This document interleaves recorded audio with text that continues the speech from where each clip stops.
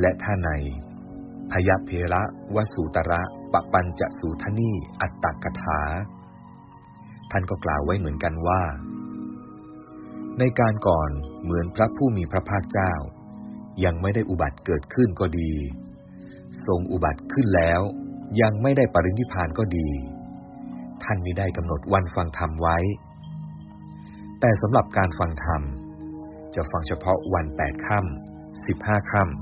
ำแต่ปฐกถาจารย์ท่านกล่าวว่าวัน5 ค่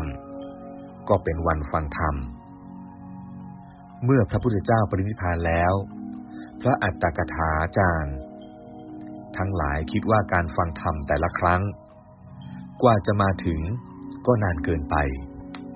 จึงได้กำหนดวัน5 ค่ำเป็นวันฟังธรรม